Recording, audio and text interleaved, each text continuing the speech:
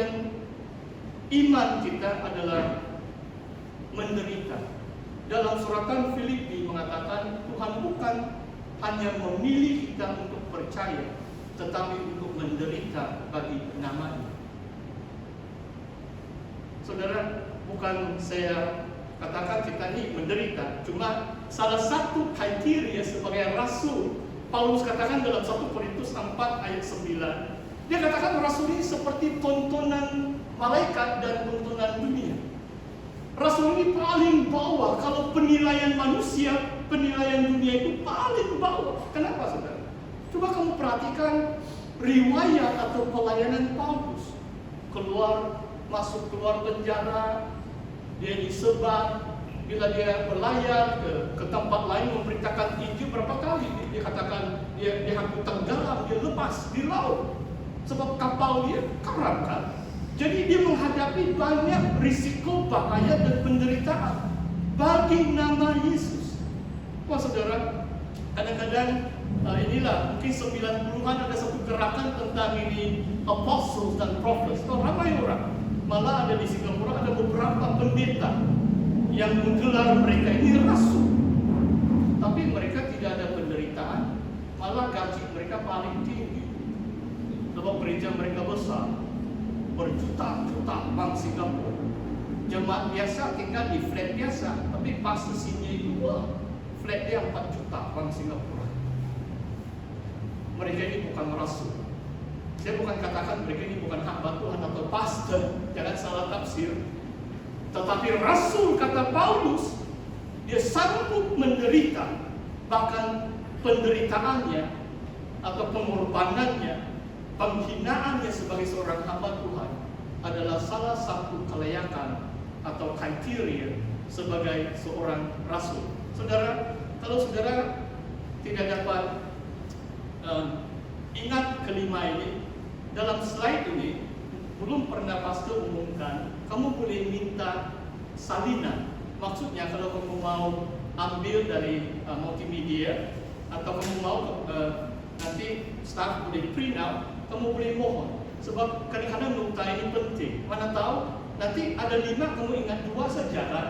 Perlu ada nota supaya kamu ingat ini 5. Inilah 5 kriteria kerasulan, supaya lain kali bila kamu dengar ini perkataan rasul, kamu tahu siapakah itu seorang rasul. Sekarang ayat yang kelima, saudara. Dalam slide yang seterusnya, diangkat sebagai anak-anak. Dan dalam 3 versi yang saya selidiki, perkataan adoption itu tidak ada. Terjemahan bahasa Inggris ada mengatakan adopted as sons. Di dalam Kristus, Allah Bapa mengangkat kita sebagai anak-anaknya.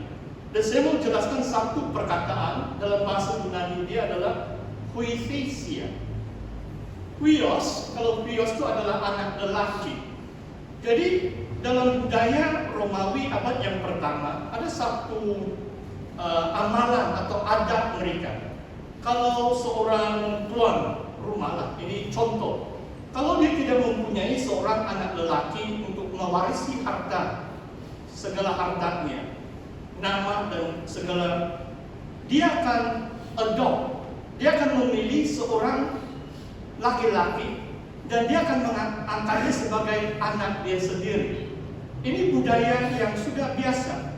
Bahkan beberapa maharaja yang memerintah pada abad-abad yang pertama, mereka bukan anak kandung kepada maharaja yang mendahului mereka. Cuma sebelum maharaja itu mangkat, sebelum mereka meninggal dunia, biasanya kalau sungguh pun mereka mungkin mempunyai anak-anak lelaki, maharaja ini kadang-kadang banyak istri bahkan. Jadi jarang sekali mereka tidak ada zuriat atau anak lelaki untuk mewarisi takhta mereka. Tetapi maharaja itu berkuasa.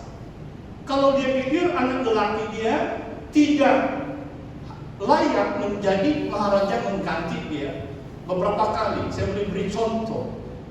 Hadrian, maharaja Romawi abad yang kedua, dia ada beberapa anak lelaki, tetapi dia adopt pada tahun terakhir dia sudah mau sakit. Sebelum dia mati, Dia mengangkat seorang yang bernama Antoninus. Dan anak ini sudah 51 tahun. Maksudnya, ya orang ini. Jadi bukan muda. Dia ambil sebagai anak angkatnya dan menjadi pengganti maharaja.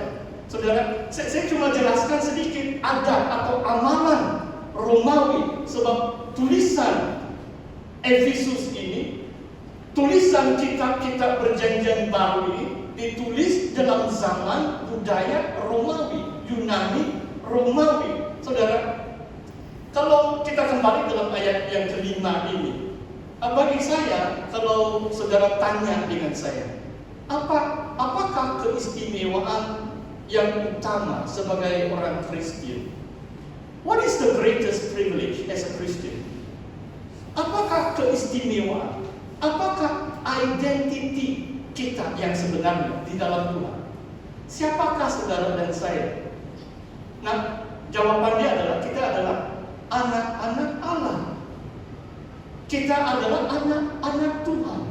Yohanes 1 mengatakan bahwa orang yang percaya Yesus itu bukan diperanakan dari daging, dari kehendak seorang lelaki, dari keinginan hawa nafsu, tetapi diperanakan oleh Allah sendiri, oleh Roh-Nya. Kita dilahirkan kembali menjadi anak-anak Tuhan.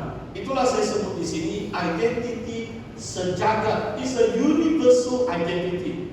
Di mana-mana saya pergi, saya belum lagi menziarahi atau melawat benua Afrika. Ada cita-cita juga saya. Eropa pun saya belum sampai, sebab ini COVID banget. Tahun ini sebenarnya saya sudah booking, saya sudah mendaftar untuk melawat di Eropa, tapi tidak jadi lah itu, sudah cancel. Saudara, begini, Afrika, pertumbuhan gereja di sana luar biasa. Saya baru baca satu rencana, kalau gereja Anglican di sana pun mau lebih 30 juta. 30 juta anggota. Hanya gereja Anglican, belum lagi gereja independen, gereja lain. Afrika mengalami kebangunan rohani. Saya pikir kalau saya sampai di Afrika, dan bukan juga saya, sebab kadang-kadang beginilah keadaan kan, sebab mereka kulit hitam. Jadi kadang-kadang susah saya mau membezakan. Tapi saya percaya dalam roh mereka adalah anak-anak Tuhan. Saya akan rasa satu keserasian, satu persekutuan yang indah dengan orang Afrika kalau saya melawat di situ. Saudara, sebenarnya tahun ini baru saya jadi pastor di gereja ini. Tetapi di antara beberapa pemimpin yang baru saya tahun ini baru saya kenal, saya pikir dalam roh, saya macam saya sudah kenal mereka berpuluh tahun yang lalu. Kenapa itu boleh berlaku? Sebab mereka adalah anak-anak Tuhan. Mereka dipimpin, maksudnya ada Roh Kudus. Saya tahu, he is my brother, he is my sister in Christ. Saudara, mungkin saya beri contoh, macam kamu belum menangkap apa yang pastor mau sampaikan. Begini, saudara tahu ini Korea. Korea ini satu negara, ada Korea Utara, Korea Selatan. Terpisah karena perang Korea ini 50-an sudah mau dekat 60 lebih tahun. Ada peperangan di Korea. Dan apa yang berlaku adalah banyak keluarga terpisah. Ada adik di Korea Selatan, abang atau kakak di Korea Utara. Korea Utara itu komunis, Korea Selatan itu mengamalkan demokrasi seperti kita. Jadi kadang-kadang saya lihat rencana 30 tahun kemudian atau 40 tahun kemudian, wah mereka bertemu. Saudara mereka, abang dan adik bersama bertemu. Wah, macam karena mereka bersaudara, mereka ingat sudah pun 40 tahun berlalu, wah mereka merangkul, mereka menangis. Ini bukan orang asing kan, sebab 40 tahun sudah terpisah. Bagi kita sebagai umat Kristen, beginilah keadaan kita, sebab kita adalah anak-anak Tuhan. Dimanapun kita berada, kalau orang itu percaya Yesus, kita tidak perlu waktu yang lama untuk mengasihi, untuk ada satu persekutuan yang begitu indah dengan mereka, sebab mereka dilahirkan oleh Roh Kudus seperti kita. Kita adalah keluarga, kita adalah anak-anak Tuhan. Saudara, yang seterusnya mungkin secara ringkas, sebab Saya mau menguraikan ayat 10, merupakan ayat kemuncaknya. Kalau kita bicara tentang Injil Kristus, ada dua, dan Paulus jelaskan di sini, ayat yang ke-7. Sebab di dalam Dia dan oleh darahnya kita beroleh penebusan, yaitu pengampunan dosa menurut kekayaan kasih karunia-Nya. Oleh darahnya kita beroleh penebusan. Penebusan is redemption. Dan penebusan ini pun mungkin ada di antara kita belum begitu jelas, tidak mengerti. Dan ini dalam abad yang pertama. Contoh yang mungkin paling baik, kalau abad yang pertama itu mereka masih mengamalkan ini hamba abdi, slavery. Jadi hamba-hamba ini biasanya ditawan dalam peperangan. Jadi mereka ditawan oleh pihak penjajah.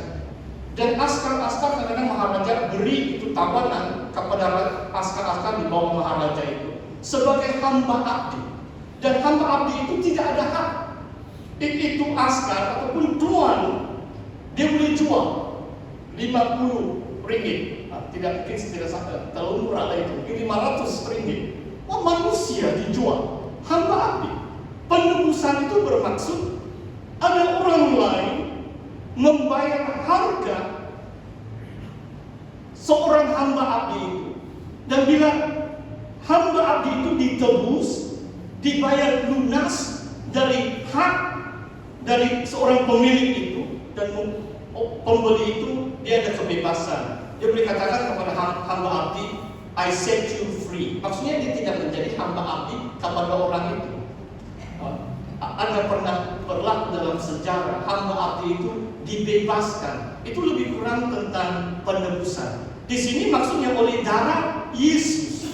Bila Yesus menumpahkan darahnya, Tuhan menjadi pengganti korban dosa kita.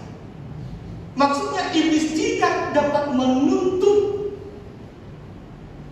Iblis tidak berhak atas jiwa orang yang percaya Yesus. Sebab Yesus telah membayar lunas segala tuntutan kuasa-kuasa kegelapan atas kehidupan kita. Tuhan Yesus telah membayar lunas. Maksudnya dia telah menebus kita dari ikatan dosa sehingga seolah-olah iblis berhak atas kita. Bila kita percaya Yesus, kita beroleh penebusan, yaitu pengampunan dosa menurut kekayaan kasih karunia-Nya. Saudara, adakah di antara kita satu orang pun yang berani mengatakan aku tidak pernah berdosa? Saya rasa tidak ada lah itu kan. Dan saudara tahu juga dalam perumpamaan dalam kitab Injil, di mana ada dua orang, dan seorang itu berutang 10.000 talenta, dan ada satu orang hanya 10 denari. Tetapi orang yang berutang 10.000 talenta itu diampuni oleh tuannya.